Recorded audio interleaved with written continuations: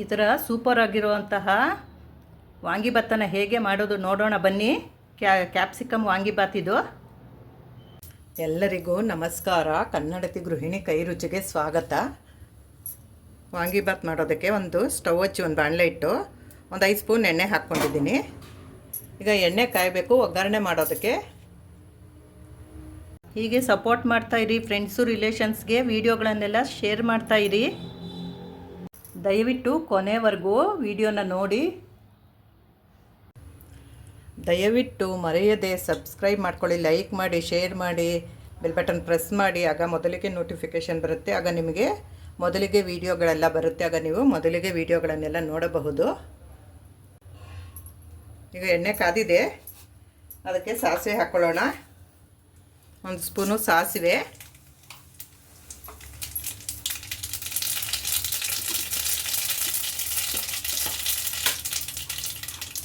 1 spoon ಜೀರಿಗೆ,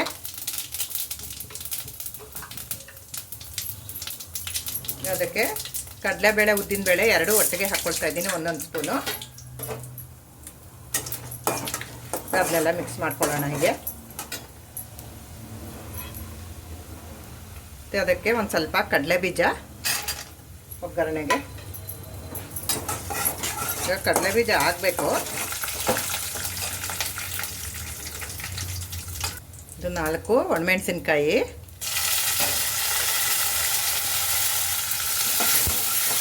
ಅದನ್ನೆಲ್ಲ mix ಮಾಡ್ಕೊಳ್ಳೋಣ.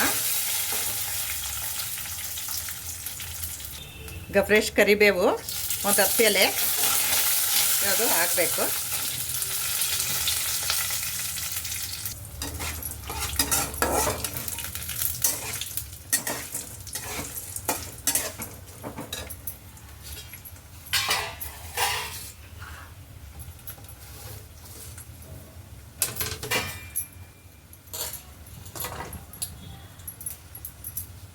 ಅದಕ್ಕೆ ಸಣ್ಣದಾಗಿ ಹಚ್ಚಿರುವಂತಹ ಈರುಳ್ಳಿ ಒಂದು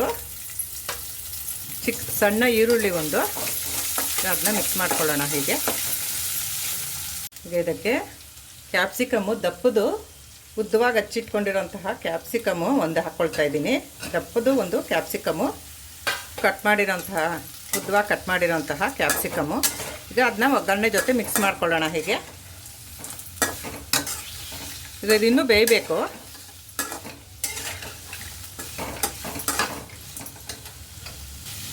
ಮೀಡಿಯಮ್ ಫ್ಲೇಮ್ನಲ್ಲಿ ಇಟ್ಕೊಂಡು ನಾವು ಒಗ್ಗರಣೆನ ಹೀಗೆ ತಿರುವಿ ಬೇಯಿಸ್ಕೊಳ್ತಾ ಇರಬೇಕು. ಈಗ ಬೇಯೋದಕ್ಕೆ ಬಿಡಬೇಕು, ಬೇಯಲಿ ಈಗ ಇದು. ಆಮೇಲಿಂದ ಈಗ ಮತ್ತೆ ನಾವು ತಿರುವ್ಕೊಳ್ಳೋಣ ಹೀಗೆ. ಕ್ಯಾಪ್ಸಿಕಮ್ಮು ಚೆನ್ನಾಗಿ ಬೇಯಬೇಕು. ಈಗ ಒಗ್ಗರಣೆನ ತಿರುವ್ಕೊಳ್ಳೋಣ ಹೀಗೆ. ಮಧ್ಯದಲ್ಲಿ ಈ ಥರ ತಿರುವ್ಕೊಳ್ತಾ ಇರಬೇಕು ಒಗ್ಗರಣೆನ ಬೇಯೋವರೆಗೂ ನೋಡಿಕೊಂಡು, ಇಲ್ಲಾಂದರೆ ತಳ ಹತ್ತುತ್ತೆ. ಮೀಡಿಯಮ್ ಫ್ಲೇಮ್ನಲ್ಲಿ ಇಟ್ಕೊಂಡು ನಾವು ಇದನ್ನ ಬೇಯಿಸ್ಕೊಳ್ಬೇಕು. ಈಗ ಇನ್ನೊಂದು ಸಲ ತಿರುವ್ಕೊಳ್ಳೋಣ ಒಗ್ಗರಣೆನ ಈ ಥರ. ಇನ್ನೂ ಮೆತ್ತಗಾಗಬೇಕಿದು, ಇನ್ನೂ ಬೇಯಬೇಕು ಕ್ಯಾಪ್ಸಿಕಮ್ಮು.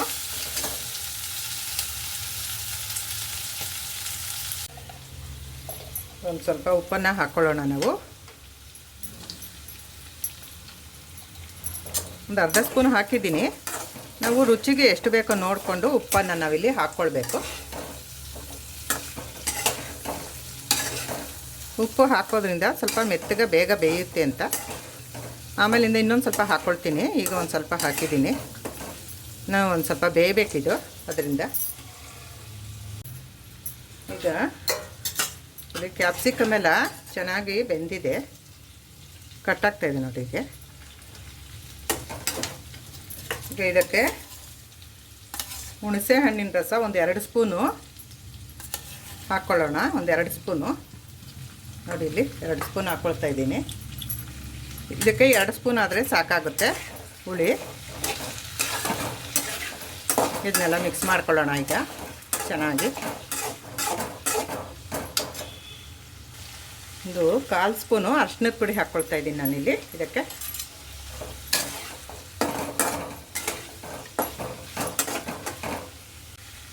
ಇದಕ್ಕೆ ವಾಂಗಿಭಾತ್ ಪೌಡರು 1 ಸ್ಪೂನು, 2 ಸ್ಪೂನು, ಇಲ್ಲಿ ಒಟ್ಟು ನಾನಿಲ್ಲಿ ಒಂದು 3 ಸ್ಪೂನನ್ನು ನಾನಿಲ್ಲಿ ಇದಕ್ಕೆ ಹಾಕ್ಕೊಳ್ತಾ ಇದ್ದೀನಿ.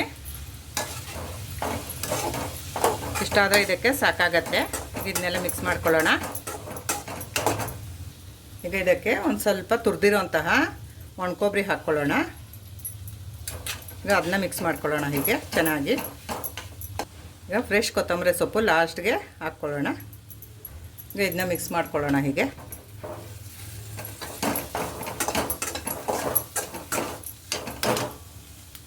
ಇದಕ್ಕೆ ಇನ್ನೊಂದು ಅರ್ಧ ಸ್ಪೂನು ಆಗಲೇ ಒಂದು ಸ್ವಲ್ಪ ಹಾಕ್ಕೊಂಡಿದ್ದೆ. ಈಗ ಒಂದು ಅರ್ಧ ಸ್ಪೂನು ಉಪ್ಪನ್ನು ಹಾಕ್ಕೊಳ್ತಾ ಇದ್ದೀನಿ ನಾನಿಲ್ಲಿ. ಈಗ ಇದನ್ನು ಚೆನ್ನಾಗಿ ಮಿಕ್ಸ್ ಮಾಡ್ಕೊಳ್ಳೋಣ ಹೀಗೆ. ಇಷ್ಟ ಆದರೆ ವಾಂಗಿಬಾತ್ ಗೊಜ್ಜು ರೆಡಿ ಆಯಿತು. ಈಗ ಅನ್ನಕ್ಕೆ ಬೆರೆಸ್ಕೊಳ್ಳೋಣ. ಈಗ ಸ್ಟವ್ ಆಫ್ ಮಾಡ್ಕೊಳ್ತೀನಿ. ಈಗ ಮಾಡಿಟ್ಕೊಂಡಿರೋಂತಹ ಅನ್ನನ ಗೊಜ್ಜಿನಲ್ಲಿ ಹಾಕಿ ಬೆರೆಸಿ ಮಿಕ್ಸ್ ಮಾಡ್ಕೊಳ್ಳೋಣ ಹೀಗೆ.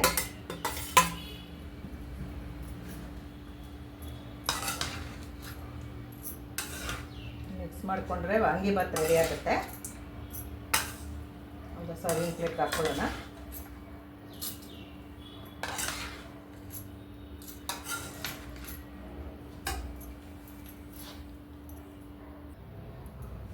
ಈಗ ವಾಂಗಿಬಾತನ್ನು ಎಲ್ಲ ಮಿಕ್ಸ್ ಮಾಡಿದ್ದಾಯಿತು.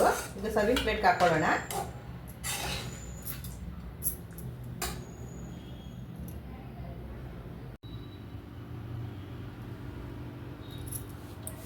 ವಾಂಗಿಬಾತು ಮಿಕ್ಸ್ ಮಾಡಿದ್ದಾಯಿತು. ಹೇಗಿದೆ ಅಂತ ಟೇಸ್ಟ್ ಮಾಡೋಣ.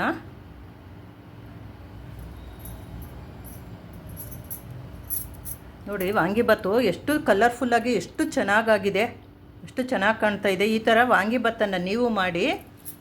ಇದು ಸಣ್ಣ ಮಕ್ಕಳಿಂದ ದೊಡ್ಡವರವರೆಗೂ ಎಲ್ಲರಿಗೂ ಆಗುವಂತಹ ತಿಂಡಿ. ಇದು ಬೆಳಗಿನ ತಿಂಡಿಗೂ ಆಗುತ್ತೆ, ಲಂಚ್ ಬಾಕ್ಸ್ಗೂ ಆಗುತ್ತೆ, ನೈಟ್ ಊಟಕ್ಕೂ ಈ ಥರ ನಾವು ಮಾಡ್ಕೊಳ್ಬಹುದು.